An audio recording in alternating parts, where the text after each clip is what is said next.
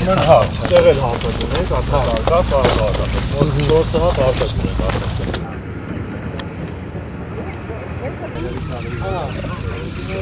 Իրականում մի քանի ամսում ուզում եմ արձանագրել, որ իրապես շատ մեծ աշխատանք է արվել, աղբավայրի ամբողջ տարածքը լուսավորել ենք, դրել ենք արգելափակոցներ, վարվում է հստակ գրանցում մտնող եւ դուրս եկող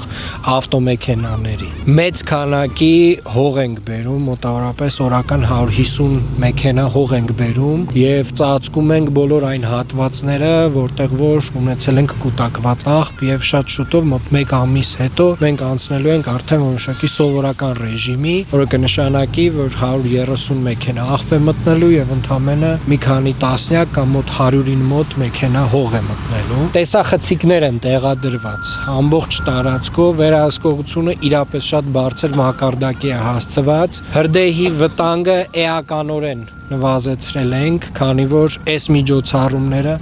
առաջին հերթին ունեն կանխարգելիչ բնույթ եւ գիտեք մենք նախորդ տարին ամենավանդ մի քանի անգամ ունեցանք հրդեհման խնդիր, սա դեռ չի նշանակում, որ հրդեհները բացառվում են, բայց նվազագույնը կառավարելիությունը այդ հրդեհների բերված է մաքսիմալ մակարդակի եւ այս միջանկյալ գործողությունները, որ անում ենք Նուբարաշենի աղբավայրում,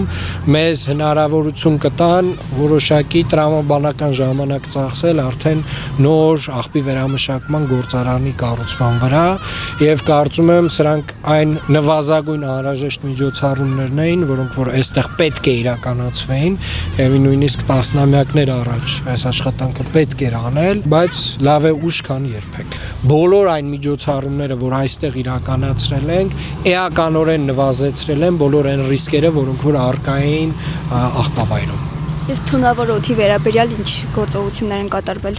Հիմնականում այդ օդը թունավորվում է այրման ժամանակ, աղբի այրման ժամանակ ամենամեծ միջոցառումները, որ արել ենք, դա մեծ ծավալի հողային շերտերի ստեղծումն է, հողի ներմուծում այս հատված 4 հարթակներ ունենք, այս 4 հարթակներից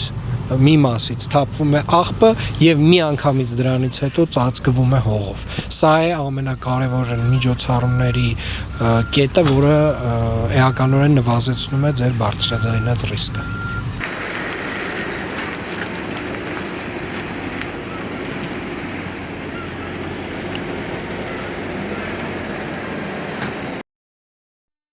Հավանիր տեսանյութը եւ բաժանորդագրվիր նորությունները բաց չթողնելու համար։